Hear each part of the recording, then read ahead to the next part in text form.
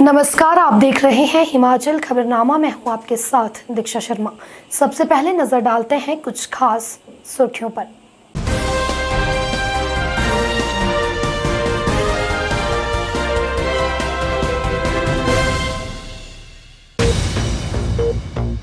हिमाचल प्रदेश के राज्यपाल राजेंद्र विश्वनाथ अर्लेकर ने दिल्ली दौरे के दौरान प्रधानमंत्री नरेंद्र मोदी और राष्ट्रपति रामनाथ कोविंद से की मुलाकात। हिमाचल से जुड़े विभिन्न मुद्दों पर की चर्चा।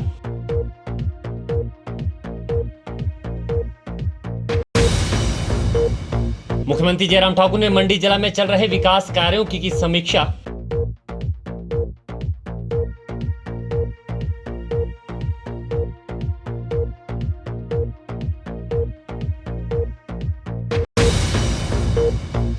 पेगासस जासूसी मामले पर कांग्रेस के रवैये पर भाजपा मुख्य प्रवक्ता रणधीर शर्मा ने बोला हमला।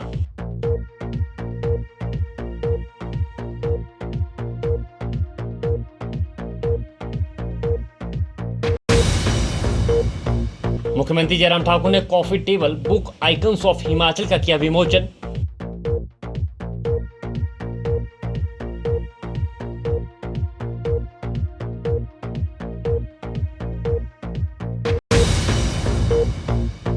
शिमला के चौड़ा मैदान में फटा फायर हाइड्रेंट, बीच सड़क पर फूटा फव्वारा।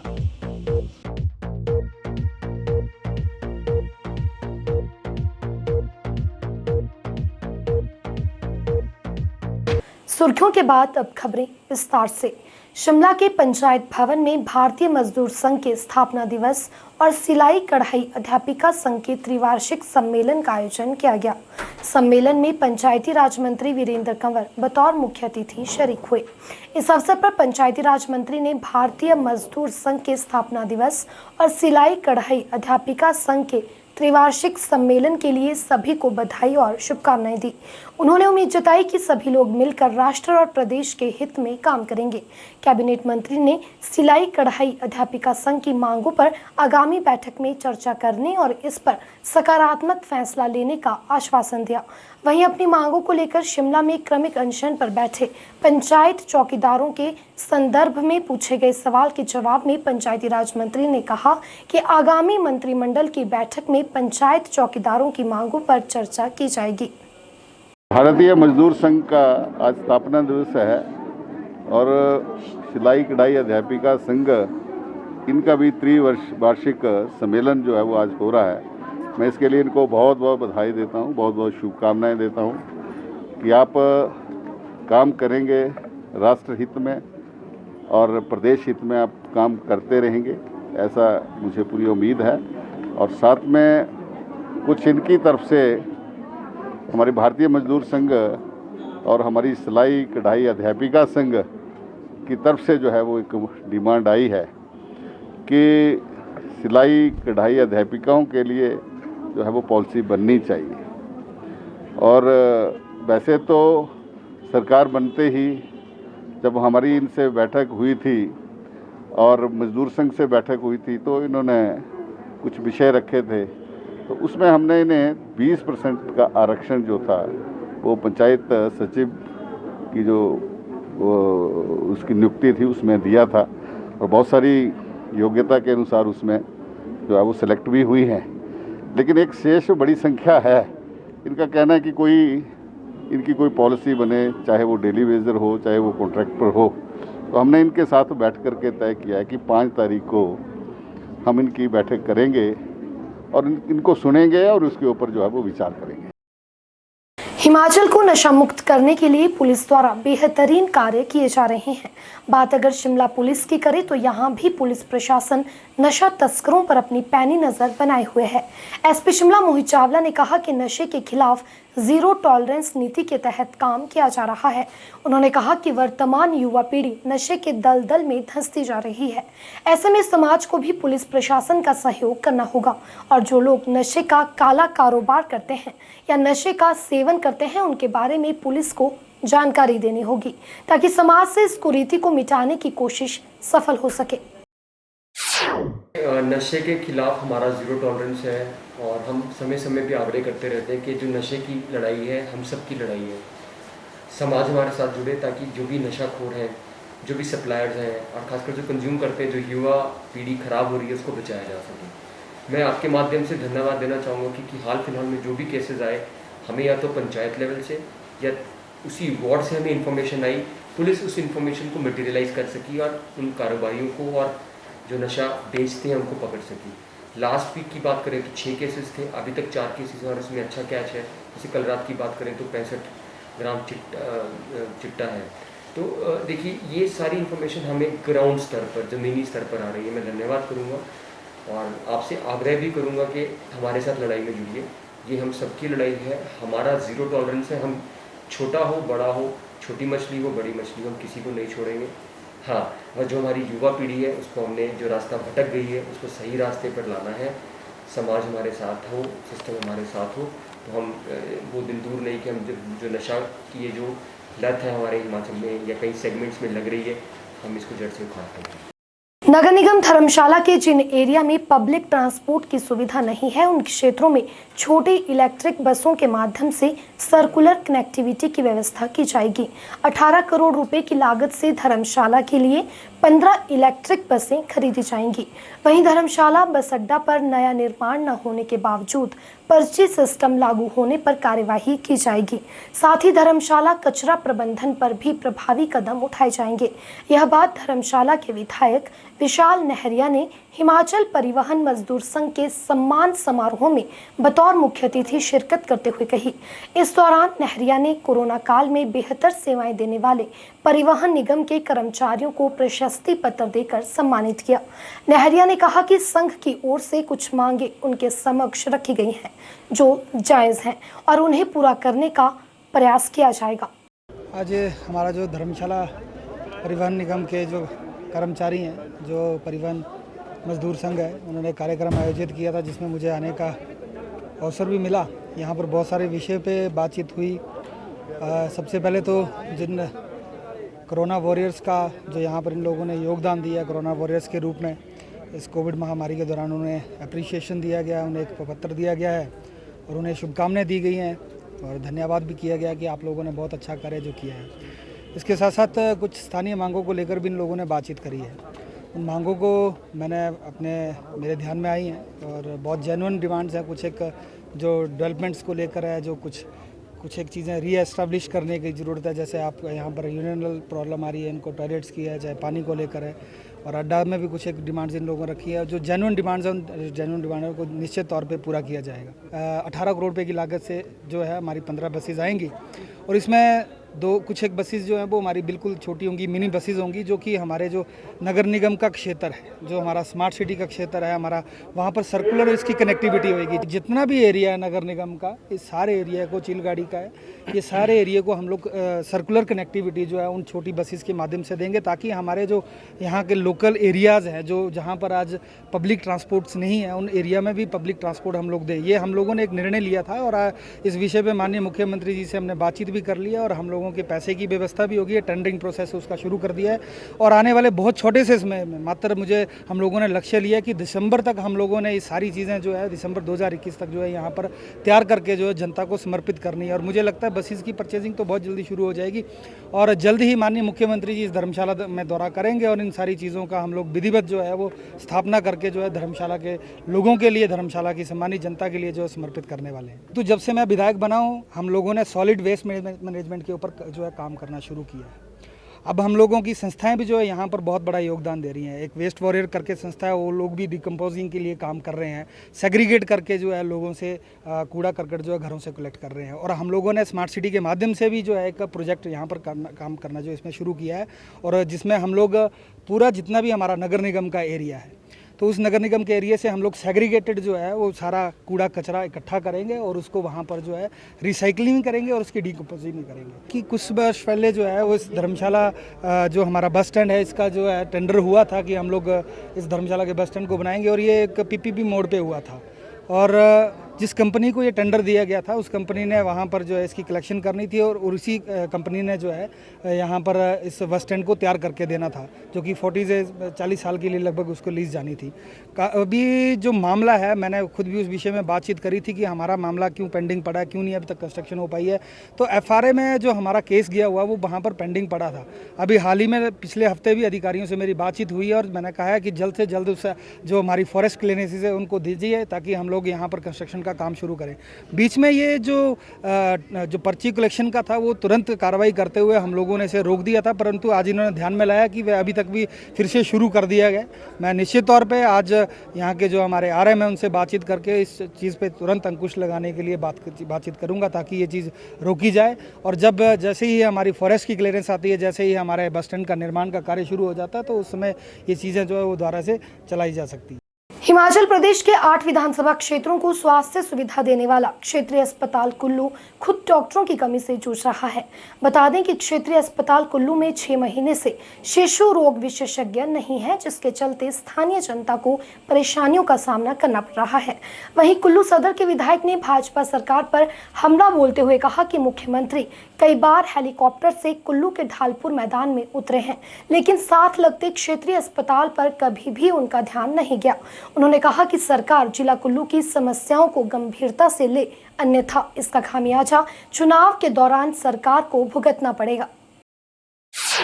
कुल्लू सदर के विधायक सुंदर सिंह ठाकुर ने क्षेत्र में स्वास्थ्य सेवाओं की बदहाल स्थिति को लेकर प्रदेश सरकार को जमकर लताड़ लगाई है। कुल्लू सदर के विधायक सुंदर सिंह ठाकुर का कहना है कि ढालपुर मैदान में कई बार मुख्यमंत्री हेलीकॉप्टर के माध्यम से उतरे और यहां भाजपा के कई राष्ट्रीय नेताओं का भी आना जाना लगा रहा, लेकिन ढालपुर मैदान के साथ सटे क्षेत्रीय अस्पताल की किसी ने सुध नहीं ली। उन्होंने बताया कि पहले अस्पताल में सर्जन, मेडिकल विशेषज्ञ के पद भी खाली चल रहे थे, लेकिन कांग्रेस ने इस मुद्दे को लेकर प्रदर्शन किया। सरकार ने कांग्रेस के प्रदर्शन के बाद बाकी पदों को तो भर दिया, लेकिन शिशु रोग विशेषज्ञ का पद आज तक सरकार नहीं भर पाई। ऐसे में जाहिर होता है कि प्रदेश सरकार को 8 विधानसभा क्षेत्र के लोगों की बिल्कुल भी चिंता नहीं है। वहीं विधायक सुंदर सिंह ठाकुर ने प्रदेश सरकार को चेतावनी देते हुए कहा कि वे जिला कुल्लू की समस्याओं को गंभीरता से ले, वरना आने वाले उपचुनाव और विधानसभा चुनावों में जनता प्रदेश सरकार से इसका हिसाब जरूर वसूलेगी। मुख्यमंत्री जी एक नहीं अनेक बार इस ढालपुर मैदान में हेलीकॉप्टर के माध्यम से उतरे, हेलीकॉप्टर से धूल उड़ाई, वो धूल उड़कर कुल्लू अस्पताल में गई। वहां पे मरीजों को जो है नॉइज पोल्यूशन झेलना पड़ा, उनको वो धूल झेलनी पड़ी।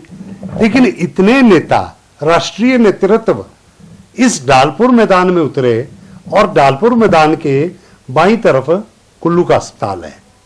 वो अस्पताल जो कि हमारे लगभग 8 विधानसभाओं को जो है सेवाएं दे रहा है, जिसमें कुल्लू की 4 विधानसभाएं, द्रंग, बाड़ी चौकी, लाहौल स्पीति, बरमौर, पांगी का क्षेत्र। और हंसी की बात है, मजाक की बात है, कुल्लू की जो है बदकिस्मती है कि किसी नेता ने मुख्यमंत्री को ये नहीं कहा कि इस अस्पताल के क्या हाल है, जो कि पूरे कोरोना काल में वहां पे OPD मेडिसिन का कोई था नहीं, सारा शिफ्ट होके आपका तेगुबेड़ चला गया था। कोरोना काल में आप कोई भी जो आउटडोर पेशेंट्स को आपने वहां पे सही ढंग से देखा नहीं गया जब मेडिसिन का डॉक्टर नहीं है। और उसके ऊपर हैरानी तो तब होगी, अब तो मैं आपको बता रहा हूं कि मैंने तो पीछे भी विधानसभा में कहा था कि हद हो गई है, कुल्लू के साथ भेदभाव मत कीजिए। और आज तीसरी लहर की बात की जा रही है और तीसरी लहर में प्रकोप बच्चों पे आएगा, शिशु रोग पे आएगा, शिशुओं पे आएगा। और आज यहां कुल्लू अस्पताल में पिछले लगभग 6 महीने से लगभग 8 महीने मेरे ख्याल हो रहे हैं कि अभी शिशु रोग विशेषज्ञ कोई भी नहीं, शिशु रोग का डॉक्टर ही नहीं है। बच्चों का डॉक्टर नहीं होना, आप देखिए बड़ा व्यक्ति तो कहीं भी ले जा सकते हैं, वो बता भी सकता मुझे दर्द है, ये दर्द 15 दिन के बाद भी ठीक हो सकता है, 15 दिन के बाद भी इलाज हो सकता है, हफ्ते के बाद भी हो सकता है।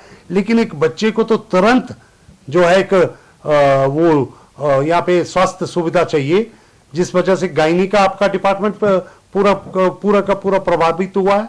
उसके साथ में आपका बच्चों का तो पूरा विंग ही बंद है। तो आने वाले वक्त में मुझे जैसी जानकारी है कि अभी शायद मेडिसिन का डॉक्टर भी यहां से चला जाए। अभी सर्जन भी एक ही है, एक सर्जन को ने इस्तीफा दे दिया है। हमीरपुर जिला उद्यान विभाग ने किसानों को पौधे मुहैया करवाने के लिए कमर कस ली है। उद्यान विभाग बरसात के मौसम में जिला के 5 ब्लॉकों में 1 लाख से अधिक पौधों के वितरण का दावा कर रहा है। हमीरपुर ब्लॉक में 3100 पौधों की पहली खेप पहुंच चुकी है, जिसकी किसान और बागवान खरीदारी कर रहे हैं। वहीं उद्यान विभाग की प्रसार अधिकारी मोना ठाकुर ने बताया कि हमीरपुर ब्लॉक का टारगेट लगभग 20,000 पौधों के वितरण का है, जिसे पूरा करने के लिए हर संभव प्रयास किए जा रहे हैं। बरसात के मौसम में उद्यान विभाग हमीरपुर के द्वारा जिला भर के बागवानों को फलदार पौधों की नई पौध उपलब्ध करवाई जा रही है, जिन्हें बागवानी विभाग के विक्रय केंद्रों पर सस्ते दामों में मुहैया करवाया जा रहा है। जानकारी के अनुसार जिला हमीरपुर में 5 विक्रय केंद्रों में 20,000 प्रति ब्लॉक के हिसाब से टारगेट रखा गया है और जिला में 1 लाख से ज्यादा फलदार पौधों को बांटा जाएगा। वहीं समय पर फलदार पौधों को मिलने से बागवान भी बेहद खुश हैं और बागवानों ने प्रदेश सरकार और विभाग का आभार जताया है। 5 पौधे आम्रपाली, 3 कटहल के और दूसरी वैरायटी मैंने लीची के पौधे लिए हैं। मैंने इस बार संभावना करता हूं कि ये पौधे अच्छी तरह के चलें और अच्छा मुनाफा दें। बाकी मैं हिमाचल प्रदेश के बागवानी मंत्री से रिक्वेस्ट करता हूं कि हमीरपुर ब्लॉक के लिए बोरवेल के लिए, खासकर बोरवेल के लिए बजट का प्रावधान करें। मैं अपने बगीचे में लगाऊंगा। मैं अच्छी वैरायटी के ले जाता हूँ, मेरे को बहुत शौक है। मैं बड़ू में रहता हूँ, बाहर मैंने छोटा सा बगीचा बनाया हुआ है। मैंने लीचियाँ लगाई थी, फिर उसके बाद मकान बना दिए तो उसको काटने पड़ी। मैं पिछले साल 2 नींबू ले गया था और इतनी अर्ली वैरायटी के थे, उनको 3 महीने के बाद ही फल लग गया। तो मैं बड़ा हैरान हुआ। मैंने कहा देखिए लोग कितनी अच्छी वैरायटी तैयार करते हैं लोग। वहीं हमीरपुर ब्लॉक की उद्यान विभाग की प्रसार अधिकारी मोना ठाकुर ने बताया कि हमीरपुर ब्लॉक में किसानों और बागवानों के लिए विभिन्न प्रकार के 20,000 पौधों के वितरण करने का टारगेट निर्धारित किया गया है, जिसको पूरा करने के लिए उद्यान विभाग प्रयास कर रहा है। हमीरपुर ब्लॉक में 3100 पौधों की पहली खेप पहुंच चुकी है, जिसकी किसान व बागवान खरीदारी कर रहे हैं। जो हमारा टारगेट है हमारे ब्लॉक का वो लगभग 20,000 प्लांट्स का है। तो इस बारी हम आम, लीची, अमरूद, संतरा, मौसमी, कटहल, पपीता वगैरह के पौधे जो हैं वो लाएंगे सेल के लिए। और इसमें अभी हमने काफ़ी ज़्यादा जो पौधे हैं वो बेच भी दिए हुए हैं, जो हमारे अपने डिस्ट्रिक्ट से अलॉटेड हुए हैं। इसके साथ ही अभी आने वाले दिनों में बाहर के डिस्ट्रिक्ट से हैं वहाँ से पौधे आने वाले हैं, तो वो भी हम बेचेंगे। इस टाइम पे ज़्यादा डिमांड जो है नींबू, कटहल, गलगल और ये संतरा मौसमी प्रजाति के पौधों की है। पिछले साल पिछले और उसके पिछले साल जो है 2 सालों में काफ़ी ज़्यादा पौधे बिके हैं। शायद रीज़न ये भी हो सकता है कि कोविड काल में सभी घरों में आ गए थे, तो उन्होंने प्लांटेशन करना बहुत अच्छा समझा कि हम अपने बच्चों को घर पे ही उगे हुए फ्रूट्स जो है वो खिलाएं। इस बारी भी अभी हमारा सीज़न शुरू ही हुआ है, जैसे वर्षा ऋतु इस बारी लेट शुरू हुई, तो अभी पौधे बिकना शुरू हुए हैं, तो लोग आ रहे हैं और काफ़ी डिमांड है पौधों की। तो होप है कि इस बार भी पिछले सालों की तरह ही पौधे बिकेंगे। प्रदेश के सबसे बड़े अस्पताल आईजीएमसी के बाल रोग विशेषज्ञ डॉक्टर सुरेंद्र सिंह ने बताया कि कोरोना की संभावित तीसरी लहर बच्चों के लिए काफी घातक बताई जा रही है। उन्होंने कहा कि प्रदेश में शिक्षण संस्थान खुल रहे हैं, ऐसे में बच्चों को और अधिक सावधानी बरतनी आवश्यक है। उन्होंने कहा कि अभिभावकों को चाहिए कि वह अपने बच्चों को कोविड से बचाव की पूरी जानकारी दें और विद्यालय भेजने से पूर्व बच्चों को ये समझाएं कि कोविड नियमों का पूरा ध्यान रखें, बार बार अपने हाथों को धोएं, सोशल डिस्टेंसिंग बनाकर रखें, मास्क सही ढंग से पहनें और विशेषकर अपना लंच किसी से भी शेयर ना करें। सबसे पहले तो वो परिजन ये बच्चों को समझाएं कि जैसे स्कूल जाएं तो वहाँ सोशल डिस्टेंसिंग रहे, मास्क हमेशा लगा के रखें और बार बार हाथ धोएं और आपके पास हमेशा सैनिटाइज़र बच्चों के पास ज़रूर होना चाहिए, ताकि ये बच्चे जो है वो हाथ धोने के बाद या कोई चीज़ टच करने के बाद वो सैनिटाइज़र का यूज़ करें और अपना ही खाना खाएं। एक चीज़ ये और बताना है ताकि जब बच्चे उतने इकट्ठे खाना खाते हैं तो अपना अपना खाना खाएं और दूर रह के खाना खाएं तो that will be much better. घर आने के बाद जैसे कि बच्चे सबके साथ मिल के आते हैं तो जैसे आए वो एक पर्टिकुलर जगह घर में वो अपने कपड़े उतार दें और उसके बाद या तो शावर लें या हाथ मुंह धो के या सैनिटाइज़र यूज़ करके फिर उन कपड़ों को भी आप धो दें और नए कपड़े डाल के फिर घर में दूसरों के साथ मिक्सअप हों। सबसे पहले तो कि पानी का विशेष ध्यान रखना चाहिए क्योंकि ज़्यादातर बीमारियां जो है वो दूषित पानी पीने से ही होती हैं। तो पानी बॉयल करके पिए या फिल्टर्ड वाटर होना चाहिए और कोशिश ये करें कि घर का ही खाना खाएं और बाहर का खाना ना खाएं क्योंकि आजकल जो जलजनित रोग हैं उनमें ज़्यादातर डायरिया, डिसेंट्री और हेपेटाइटिस ए और ई के होने के ज़्यादा चांसेस हैं। अब इतने ज़्यादा तो नहीं अभी आने शुरू हुए हैं बट बीच बीच में आ ही रहे हैं। टीचर को ये सबसे बड़ा संदेश ये है कि जो स्टूडेंट्स जब वहाँ होंगे उनको एक सोशल डिस्टेंसिंग, एक गैप करके सोशल डिस्टेंसिंग करके उनको बिठाया जाए और एक भीड़ में झुंड में इकट्ठे ना हों। प्रदेश भाजपा प्रवक्ता रणधीर शर्मा ने कहा कि विपक्षी दल केंद्र सरकार पर जो जासूसी करने के आरोप लगा रहे हैं वो पूरी तरह बेबुनियाद और तथ्यों से हटकर है। अपने राजनीतिक लाभ के लिए कांग्रेस पार्टी सहित विपक्ष देश के लोगों को भ्रमित करने का प्रयास कर रहा है। उन्होंने कहा कि वास्तविकता यह है कि प्रधानमंत्री नरेंद्र मोदी के गतिशील और दूरदर्शी नेतृत्व में आज भारत जिस मजबूती के साथ आगे बढ़ रहा है उससे कांग्रेस और अन्य विपक्षी दल बौखलाहट में है। उन्होंने कहा कि यह केवल एक संयोग नहीं हो सकता कि संसद के मानसून सत्र के शुरू होने से ठीक एक दिन पहले 18 जुलाई को मीडिया में पेगासस मामले को लेकर रिपोर्ट आती है। मानसून सत्र से ठीक पहले इस मामले को एक सोची समझी रणनीति के अंतर्गत उठाया गया है क्योंकि कुछ लोग देश के विकास को अपने लिए खतरा मानते हैं, जबकि मीडिया रिपोर्ट्स में एक भी ऐसा सबूत नहीं है जिससे इस मामले में भारत सरकार को जोड़ा जा सके। जिसे पूरे देश में कांग्रेस पार्टी एवं अन्य विपक्षी दल लगातार उठा रहे हैं, बिल्कुल निराधार और इस देश को, हमारे हिंदुस्तान को अंतर्राष्ट्रीय स्तर पर बदनाम करने की एक साजिश, क्योंकि ना तो कांग्रेस पार्टी के नेता ना विपक्षी दल कोई भी प्रमाण, कोई भी सबूत इस मामले में अभी तक दे नहीं पाए हैं। और हमारा मानना है कि भारतीय जनता पार्टी के नेतृत्व वाली इस हिंदुस्तान की मोदी सरकार ने जिस तरह से हमारे इस देश का दुनिया में नाम रोशन किया है, देश के अंदर की समस्याओं का निपटारा करके एक हिंदुस्तान को आगे बढ़ाया है, उससे जो है विपक्षी दल कांग्रेस पार्टी पूरी तरह से बौखला गए हैं और बौखलाहट में इस तरह के मुद्दों को उठा रहे हैं जिनका कोई आधार नहीं है। और ये संयोग है कि मानसून सत्र शुरू होने से एक दिन पहले ये मामला उठाया गया। भारतीय जनता पार्टी इसे एक अंतर्राष्ट्रीय साजिश, हमारे इस देश को बदनाम करने की मानती है। ये जो हमारे देश विरोधी लोग हैं वो इस तरह के मामले उठाते हैं।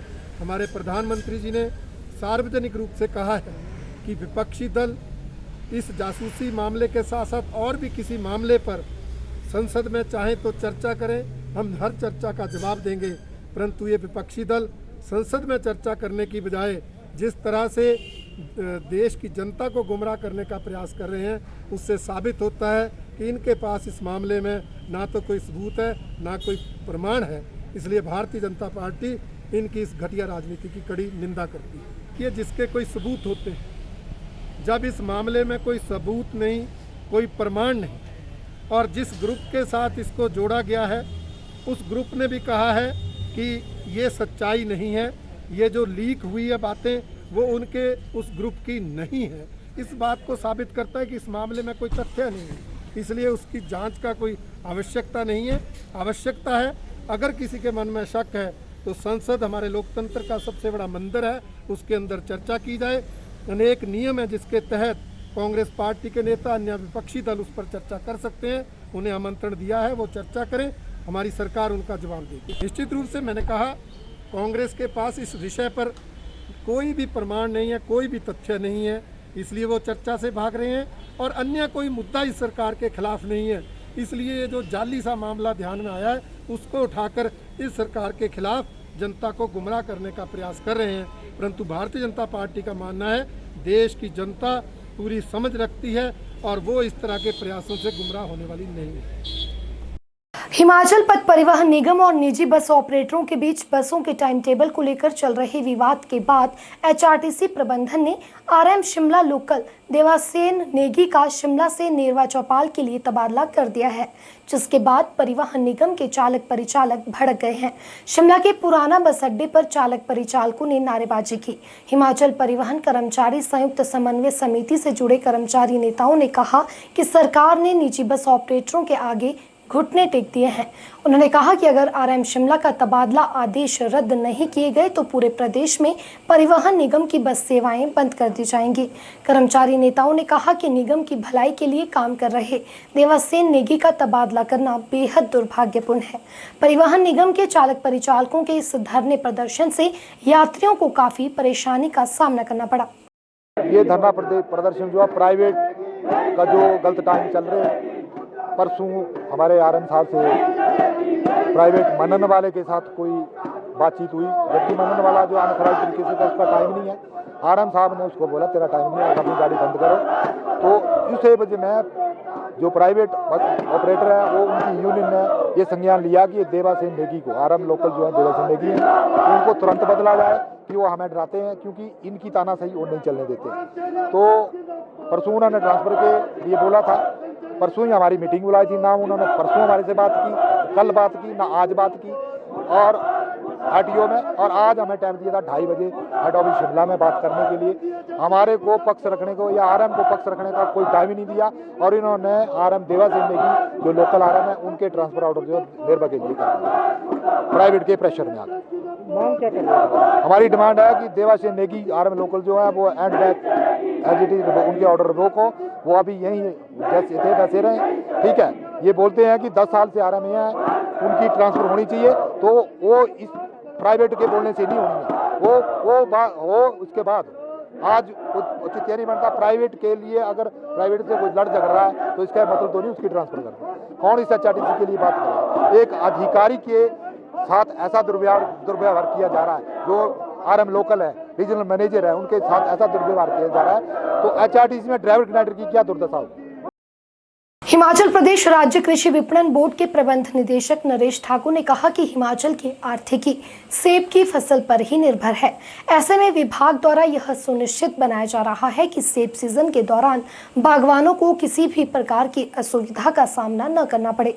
उन्होंने बताया कि बागवानों का सेब मंडी तक आसानी से पहुंच सके, इसके लिए विभाग और एपीएमसी द्वारा उचित प्रबंध किए गए हैं। वहीं यह भी सुनिश्चित बनाया जा रहा है कि ओपन ऑक्शन के जरिए ही किसान का उत्पाद बिके। उन्होंने उम्मीद जताई कि इस बार बागवानों और किसानों को उनकी फसल के अच्छे दाम मिलेंगे। सेब का जो सीज़न है वो हमारे प्रदेश में एक बहुत बड़ी आर्थिकी जो है हमारे प्रदेश को देता है। का बहुत ज़्यादा बागवान स्पेशली हमारे जो अपर हिमाचल के जो ज़िले हैं, शिमला है, कुल्लू है, मंडी है, किन्नौर, इसमें मुख्य आर्थिकी जो है सेब पर ही डिपेंडेंट रहती है। सेब इस साल के सेब के सीज़न के लिए हमारा जो डिपार्टमेंट है, चाहे मार्केटिंग बोर्ड है, चाहे एपीएमसीज है, हम हर साल के भांति जो है इसकी तैयारी करते हैं। हमारे बोर्ड लेवल पर भी जो है इसकी सीज़न से पहले ही जो है हम कोऑर्डिनेशन कमेटी की जो मीटिंग कर लेते हैं। इसमें जो भी कुछ चाहे मार्केट यार्ड में कुछ अपग्रेडेशन करनी है, कुछ व्यवस्था जो है उसको चुस्त दुरुस्त करना होता है, तो उसका हम रिव्यू करते हैं। इसके अलावा जो जिला लेवल पर भी जो डीसी महोदय होते हैं वो भी जो है इसका रिव्यू करते हैं। इस साल जो हमारा सेब का सीज़न है, पिछले साल से हम सीख लेते हुए जो हमारे कोविड का दौर लास्ट ईयर से शुरू हुआ था, तो इस साल भी हमने स्पेशल जो है इसके प्रबंध किए हुए हैं। हमारे हर एक मंडी को जो है जहाँ पर सेब का कारोबार होता है उसका डेली सैनिटाइजेशन होता है, एंड कोविड के प्रोटोकॉल्स को और जो एसओपीज बने हैं गवर्नमेंट के द्वारा जो फ्लोट हुई है उसका 100% जो है इसका अनुपालना की जाती है। एंड साथ ही साथ हम ये भी सुनिश्चित करते हैं कि सेब के सीज़न में, क्योंकि एक बहुत इम्पॉर्टेंट जो इसका स्टेक होल्डर होता है वो बायर होता है, क्योंकि हमारा जो मॉडल वो जो मार्केटिंग का होता है उसमें हम ये सुनिश्चित करते हैं कि जो ओपन ऑक्शनिंग के थ्रू जो है किसान का जो है उत्पाद वो बिके, और ओपन ऑक्शनिंग में रेट तभी ज़्यादा जाते हैं अगर नंबर ऑफ बायर्स ज़्यादा हों। तो इसके लिए हम जो बायर्स होते हैं जो बाहर के स्टेट से आते हैं तो उनको भी फैसिलिटेट करते हैं, समय रहते हैं उनसे हम संपर्क से आते हैं और उनको इनवाइट करते हैं कि आप हमारे स्टेट में आइए, हमारी मंडियों में आइए, एंड यहाँ पर आपको उत्तम क्वालिटी का जो है प्रोड्यूस मिलेगा। लास्ट ईयर आपने देखा होगा कि बहुत जो है अच्छे प्राइजेस जो है किसान और बागवानों को मिले थे, चाहे वो स्टोन फ्रूट हो, चाहे वो एप्पल हो, चाहे वो सब्जी हो। इस साल भी जैसे ओपनिंग रही है, वेजिटेबल्स में एक ब्रीफ पीरियड को छोड़ करके काफ़ी अच्छे जो है दाम हमारे किसानों को मिले हैं, एंड स्टोन फ्रूट चाहे वो चेरी, प्लम और नाशपाती वगैरह है उसके भी अच्छे दाम मिलने शुरू हो गए हैं। तो हम यही उम्मीद कर रहे हैं कि इस साल भी जो है हमारे बागवानों को अच्छा जो है प्राइस मिलेगा। उसके लिए जितनी भी जो भी वांछित तैयारियां हैं बोर्ड द्वारा और सारी एपीएमसी द्वारा की जा चुकी है। वैश्विक महामारी कोरोना ने सरकारी और निजी क्षेत्र की अर्थव्यवस्था को बुरी तरह से प्रभावित किया है। कोविड की सबसे ज्यादा मार पर्यटन उद्योग पर पड़ी है। कोरोना काल में हिमाचल के पर्यटन कारोबार को भी करोड़ों का नुकसान हुआ है। कोविड से बचाव को लेकर हिमाचल सहित अन्य राज्यों में लगे लॉकडाउन और कर्फ्यू से पिछले 1.5 वर्षों में प्रदेश में आगमन न के बराबर रहा। निदेशक पर्यटन एवं नागरिक उड्डयन विभाग अमित कश्यप ने बताया कि कोरोना से पर्यटन क्षेत्र को काफी नुकसान हुआ है। उन्होंने बताया कि कर्फ्यू में दी गई ढील के बाद हिमाचल में पर्यटकों की आवाजाही जरूर बढ़ी है। विभागीय आंकड़ों के मुताबिक इस वर्ष मई अंत तक हिमाचल में 13 लाख पर्यटक पहुंचे हैं और मई से अब तक लगभग 7 से 8 लाख पर्यटकों ने हिमाचल का रुख किया है। निदेशक पर्यटन विभाग अमित कश्यप ने अन्य राज्यों से हिमाचल घूमने आने वाले पर्यटकों से कोविड नियमों का सख्ती से पालन करने की अपील की है। 2 वर्षों से आप देख रहे हैं, लगभग 1.5 वर्ष से, पिछली मार्च से जब कोरोना का प्रकोप शुरू हुआ था, आरंभ हुआ था, काफ़ी आघात जो है हमारा जो टूरिज़्म सेक्टर है इसको पहुंचा था, क्योंकि जितने भी प्रकार की आवाजाही थी उस पर विराम लग गया था। कुछ राज्य जो हैं उनमें कर्फ्यू अथवा लॉकडाउन की अवस्था वहाँ पर हो गई थी।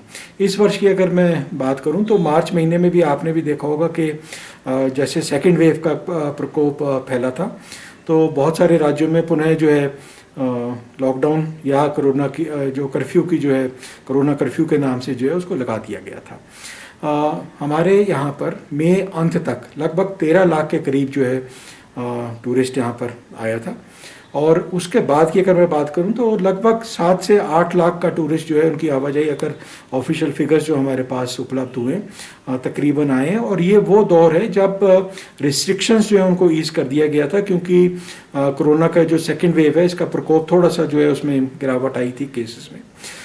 जो हमारे होटल्स हैं पूरे स्टेट में, इनको हमने जो है एक एसओपी पिछले साल ही जो है इशू कर दिया था कि आपके पास जो भी टूरिस्ट, जो भी कस्टमर आपके पास आता है, चाहे वो होटल है, चाहे वो रेस्टोरेंट है, ढाबा या हलवाई की दुकान है, एक एसओपी जो है और काफ़ी एग्जॉस्टिव एक एसओपी बना के इनको दिया गया था। उसमें इनकी ट्रेनिंग भी करवाई गई है कि पर्यटक जो भी आता है उसका चेक इन से लेकर चेकआउट तक किस प्रकार से जो है, क्योंकि कोविड का प्रोटोकॉल जो है उसका वहाँ पर पालन किया जाएगा। हमारे जितने भी DTDOs हैं विभिन्न ज़िलों में, ये नियमित रूप से जो है चेकिंग करते हैं होटल्स की, रेस्टोरेंट्स की।